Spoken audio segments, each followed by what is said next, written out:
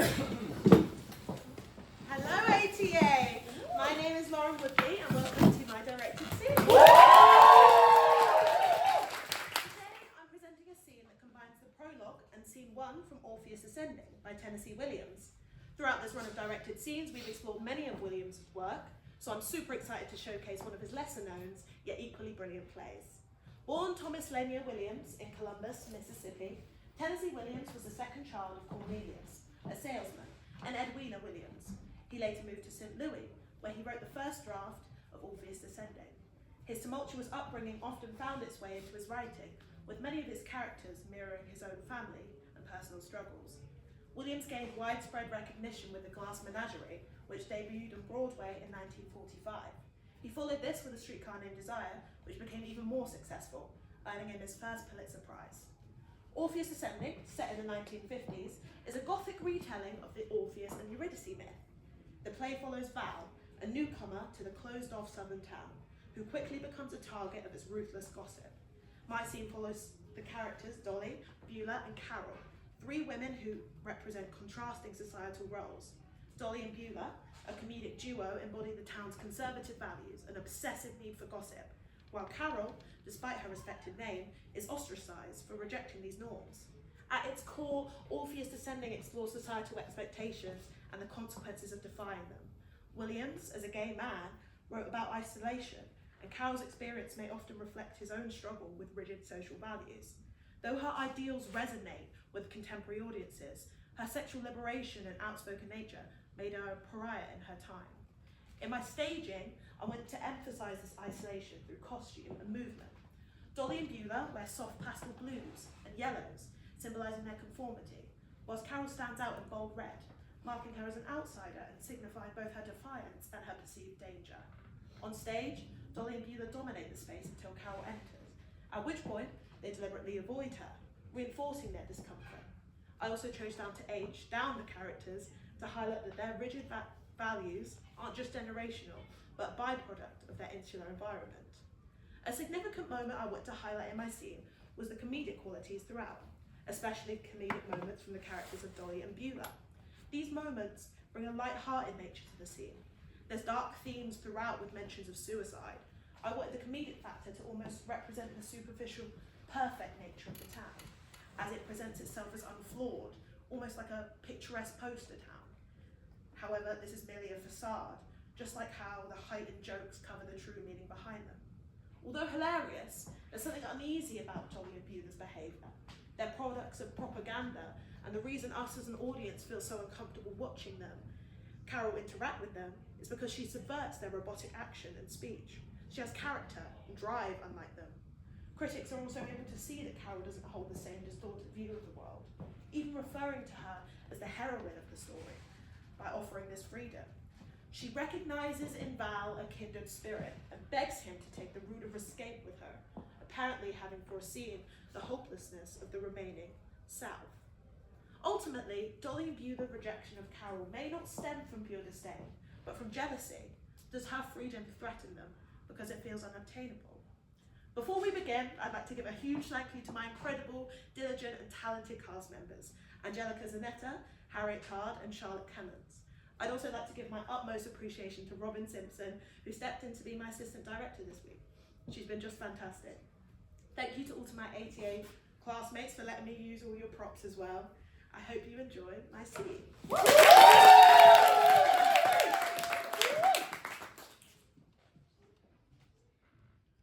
I guess Jay Torrance is coming home to die. You're not telling a lie? I went to see Dr. Johnny about the dog's condition. Dog's got sugar in his urine again. And as I was leaving, I asked him the facts about Jay Torrance's operation in Memphis. Well, Why'd he tell you, Beulah? he said the worst thing a doctor could ever say. What's that, Beulah? Nothing at all, not a spoken word did he utter. He just looked at me with those big dark eyes of his and shook his head like this.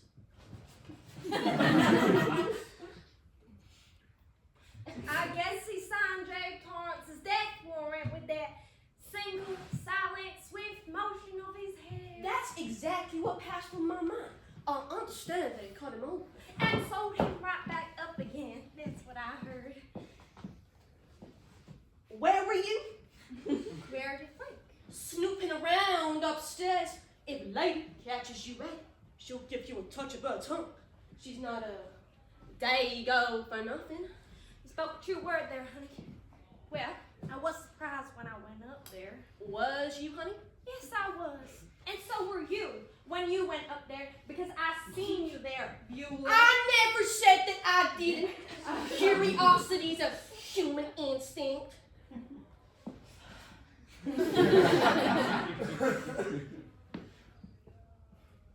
They have 2 separate bedrooms, which aren't even connected, on the opposite ends of the hall.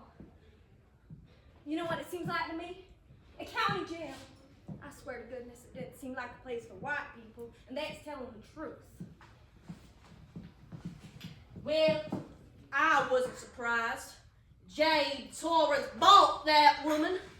Bought Yes! He bought her when she was a girl of 18. He bought her and he bought her cheap because she was thrown over and her heart was broken by that cutie hair boy. Oh, what a beautiful thing he was! And those two met like you struck 2 stones together and made a fire. Yes, fire. What? Fire!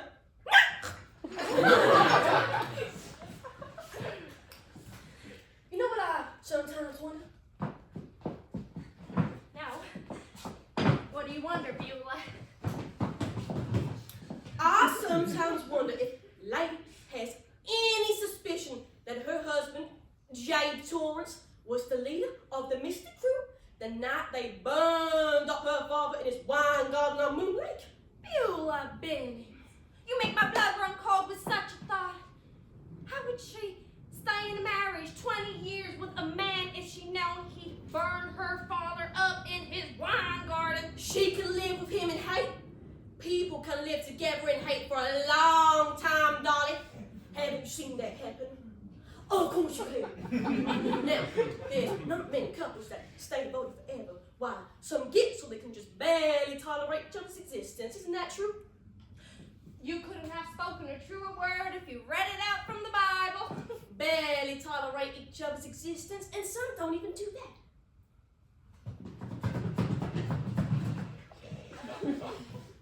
You know, Dolly Hammer, I don't think half as many men have committed suicide in this county as the coroner has said done so.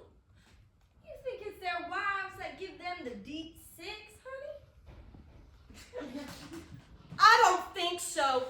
I know so. Why? There's couples that despise and loathe the sight, smell, and sound of each other before that round-trip honeymoon ticket is punched at both ends, Dolly. I hate to admit it, but I can't deny it. But they hang on together. Yes, they hang on together.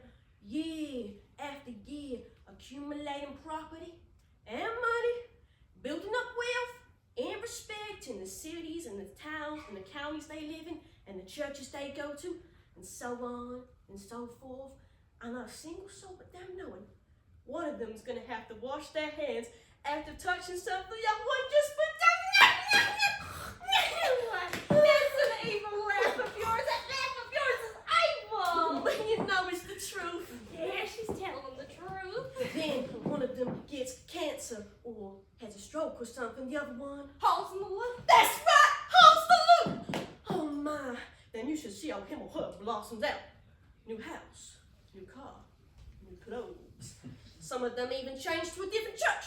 If it's a widow, she gets with a younger man. And if it's a widower, he starts calling some shit. Oh, so I said to Lady this morning before she left for Memphis to bring Jade home, I said, Lady, I don't suppose you're gonna reopen our confectionery until Jade is completely recovered from his operation?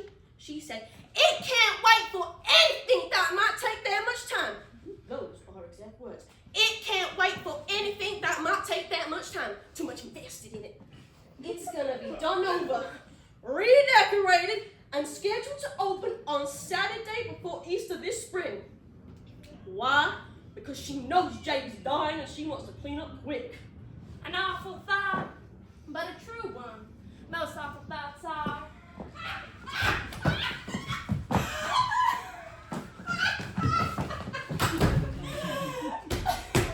Somebody don't seem to know the store's closed. Beulah, What? you ever wonder why somebody would dress as fantastically as that? Some people have to show off. It's a passion with them. Not Anything me. on earth to get attention.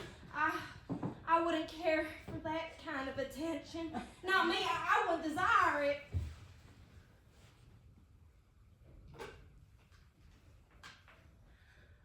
I want Tulane 0370 in New Orleans. What? Oh! Hold on a minute.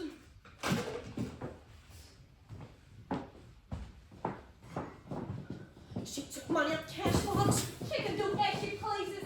She's a courtier. Shoot. What's she doing barefoot? Last time she was arrested on the highway, they say she was naked under her coat. I'm waiting.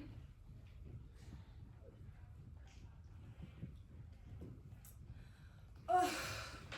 I caught the heel of my slipper on that rotten boardwalk out there, and it broke right off. They say if you break the heel of your slipper in the morning, it means you'll meet the love of your life before dark. But it was already dark when I broke my heel. Maybe that means I'll meet the love of my life before daybreak. Ugh. Just keep on ringing, please. He's probably drunk. Sometimes it takes quite a while to get through the living room furniture. She aside? Uh-huh. Bertie! Carol! I heard a crash. Well, I'll be leaving tomorrow morning as soon as I can. Tonight? No, I'm going duking up and down the Dixie Highway between here and Memphis. What? No, because I want to. All right, yes. I'll be careful.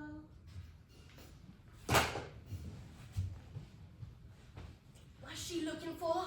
Ask her.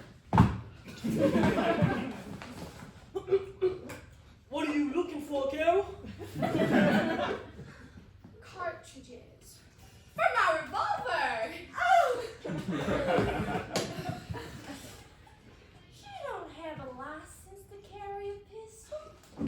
She don't have a license to drive a car. When I stop for someone, I'm going to make sure it's someone I want to stop for. Sheriff Talbot ought to know about this when he gets back from the depot. Tell him, ladies. I've already given him notice that if he ever attempts to stop me again on the highway, I'll shoot it out with him. Now, Carol. That thing might go off. We didn't mean to upset you. Is it loaded? Of course, we would tell Sheriff Talbot. No, we wouldn't. Please stop pointing that thing at me. Just be pleasing now. You won't even here.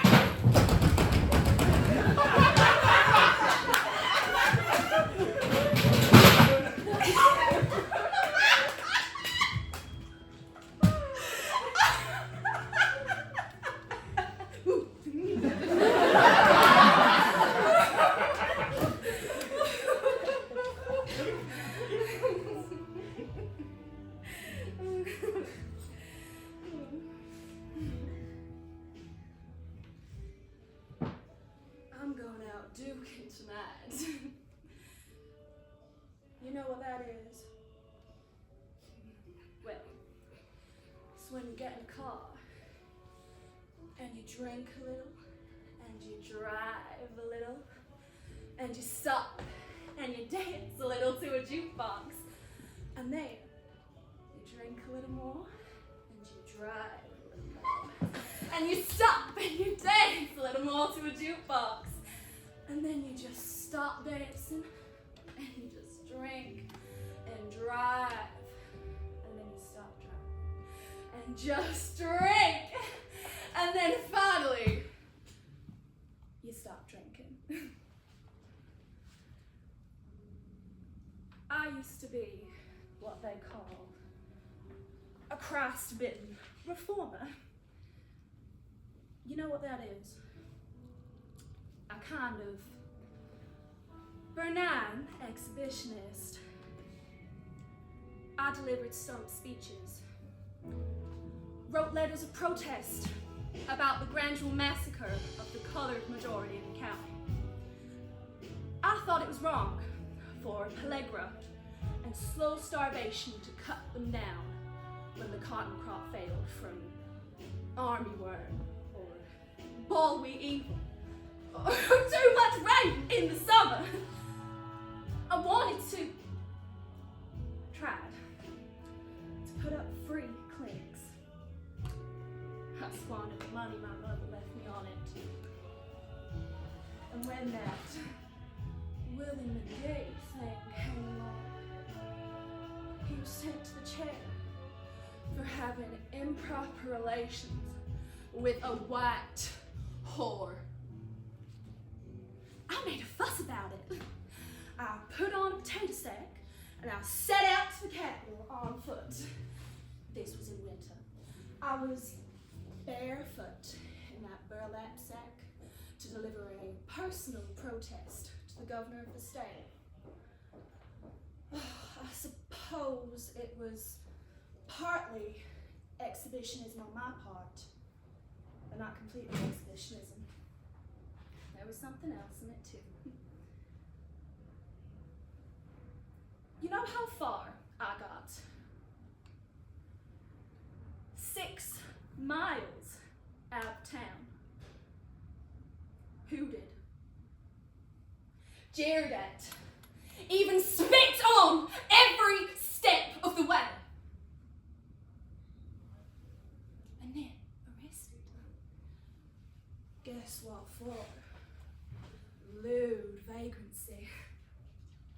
Uh-huh. That was the charge. Lewd vagrancy.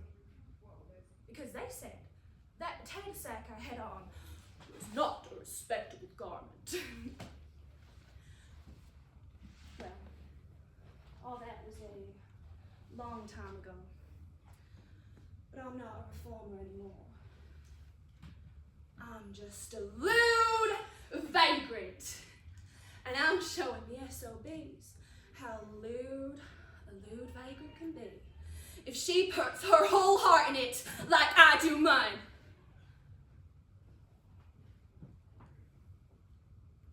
All right. I've told you my story. The story of an exhibitionist. Now, I want you to do something for me. Take me out to the cemetery on Cypress Hill in my car. We'll hear the dead people talk. They do talk there. They chatter together like birds on Cypress Hill. And all they say is one word. And that one word is live! They say, live, live, live, live, live, live.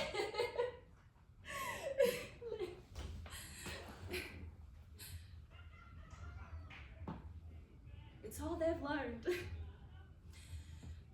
It's the only advice they can give. Just live. Simple.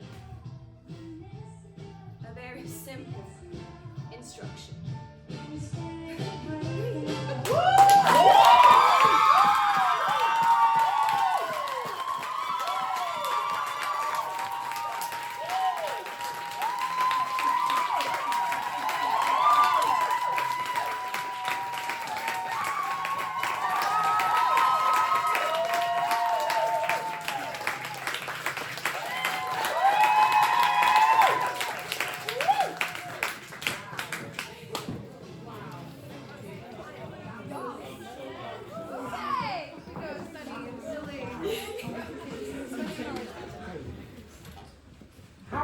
are the woman you are. Yes, gracious. That was one of the most visceral things I've ever experienced. From the almost like pantomimic side of you two interacting with each other was hilarious the whole way through.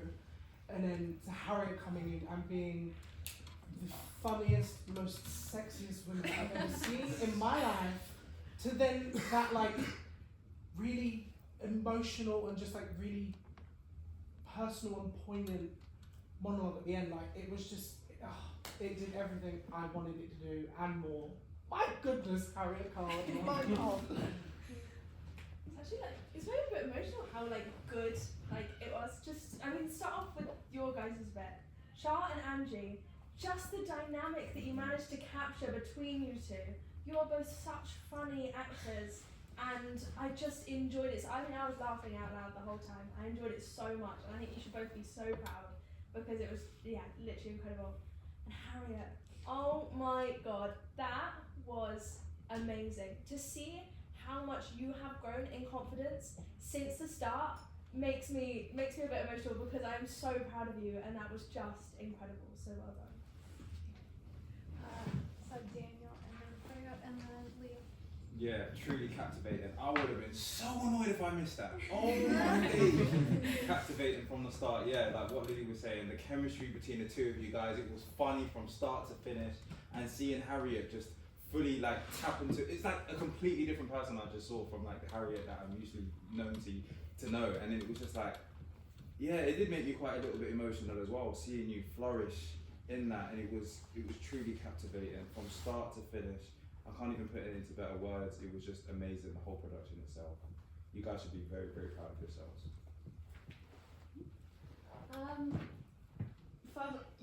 Oh my God. But to go for more technical, the set is so well detailed. Obviously, like we did Orpheus and Robyn as well. But like it's so clear of where we are, and I also just love the little like details of like the clothes on top of the counter, and then just to be like chucked off and like careless. Like I just think it's so beautiful. Like the liquor on the side, the tea underneath. Like it's just such a brilliant setting, and it gives you immediately like such a homey vibe as well. It's love that.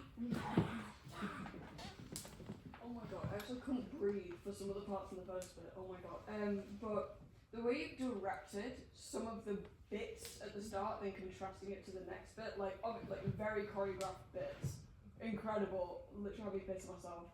And then to take Harriett's character in a completely different direction, and while it was still funny in parts, it hit so much harder because of the effort you put in to make the first bit just so goofy all the way through. It was so brilliant. So just two more. Shauna and B, please. Yeah, Lauren, you completely smashed it. I didn't know that that context was behind it. I thought it was kind of just a funny piece.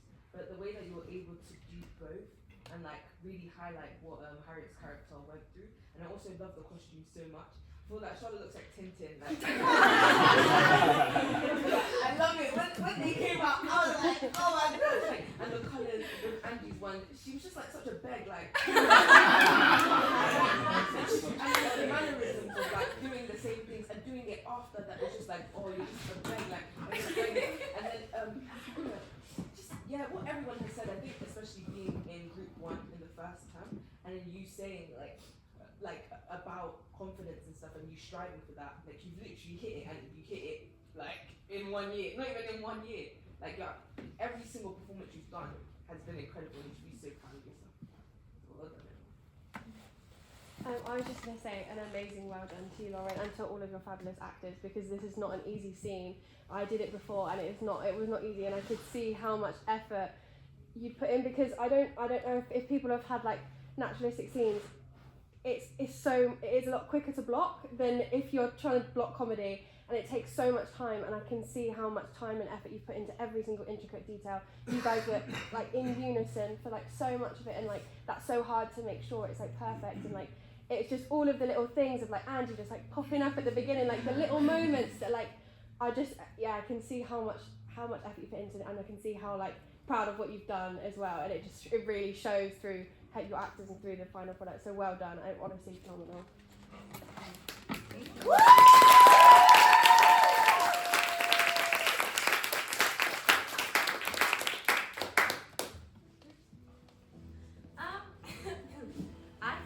nothing bad to say about this woman. She is very good. She's also a dear friend. So I felt that was scary because I was like, oh, but we're friends. How are we gonna work together? And it was really easy because it was like very professional. Everyone was always on time. We just kind of stuck to it, and it was like, as everyone said, like a lot of choreography. So yeah, but we spent a good amount of time. Yeah, very helpful. Good notes. This was so fun. You made it so fun. It's one of the most memorable experiences I think I've had. You had everything ready even before the first rehearsal. You sent out character sheets for us. You bought like you bought half my costume. I was so thankful. You were so prepared and you knew what you was doing and you captured the vision. And Robyn just added to it and made it what it is today. It was just amazing. I can't thank you enough. It was such a good experience. Yeah, just to echo everyone else, Lauren is incredible. Like, she literally came in day one so organised, so on it. And I was like, this is amazing. I've got a character sheet, I've got costume, I've got props, this is brilliant. And obviously, I felt so comfortable in the most uncomfortable character I've ever probably played in my life. So, your support and Robyn's to be like, just like, it's fine, you can go for it, you can do this. It was so, God, I'm getting emotional now. Like, it was just so safe and it was just brilliant. I have nothing bad to say about you. So I 100% work with you again. I mean, this group of actors is just the best I've ever worked with, ever. It was such a difficult time, like getting given this scene, you're a bit like, what? But they made it so much fun. Angie, she was always asking questions, she was always prepared to, like, I would ask, like, is there anything better that we can do next week or next rehearsal? And she'd give me stuff that would help her rehearse, which was really helpful to me, and it allowed her to get into her character. Shah, again, incredible, knew exactly what I meant. Day one when I said I want Beulah to be like Leslie Jordan. Like, and just came in first rehearsal with this character that I love, and every week every rehearsal we built on that, and it was just incredible. And Harriett, just amazing. I have no words for what just came from you there. It was so incredible. It was obviously such a hard role to get into, but she had no fear in just throwing herself into it, which was just the most amazing thing as a director, as I was able to, like, give her something and she'd be like, yeah, I'll do it, even if it was disgusting, like licking a gun. And she loved it, and it was amazing. And also, just the biggest thank you ever to Robyn. She helped me so much, especially on the first rehearsal. We were a little bit stuck and we were like, oh God, the set is not looking like I planned it to. We revamped the whole thing, and she was just so helpful with the notes, and she took rehearsal photos for me. She was on the ball all the time. It was just the most amazing experience ever. Yeah. Do you know what? The best part about angling is I got to watch this, but I also got to watch everyone else. And Harriett, when you came out and everyone went, oh! I was like, me and Lauren were like making eye contact the whole time, just like smiling, like they're doing so good. Yeah, it's been a great process for like 4 hours I was there, because I've been a little bit busy. But what a great group. Like, everyone was just so passionate, funny, attentive. Like, Lauren, just go. Such a great process, like collaborating and making it what it is. And it just felt like such a great build. And I mean, you guys just hit the mark. So funny. We were so worried in rehearsals. We were like, we're cackling away. What if no one finds it funny? It was so embarrassing. And everyone was just like, okay. And I think you just landed it so well. And I mean, Harriett, going from practicing a sexy walk up and down the corridor for half an hour to that is crazy. Like, honestly, not in like getting too emotional, but like Daniel was saying, just seeing you flourish and going from, I mean, even like your Martha last week to Carol this week, like, it's immense. And I'm just so happy that I got to see all 3 of you, like, and Lauren, just take this by the reins. Woo!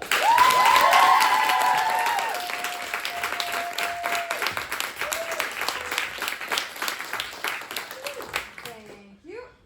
We'll flip the room now and let's head to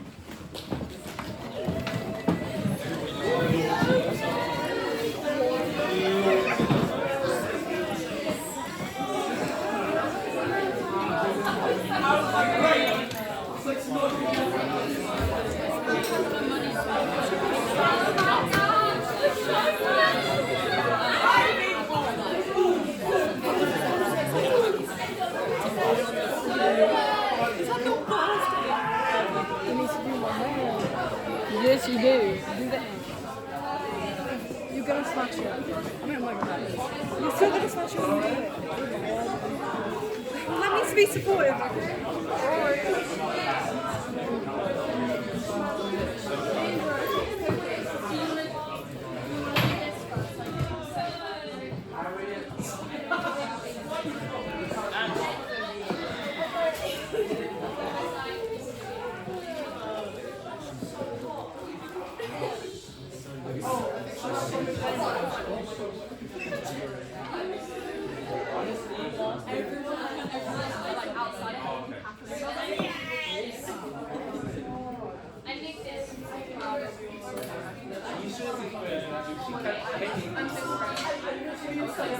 I love it. Thank you so much. I thought it was like, oh,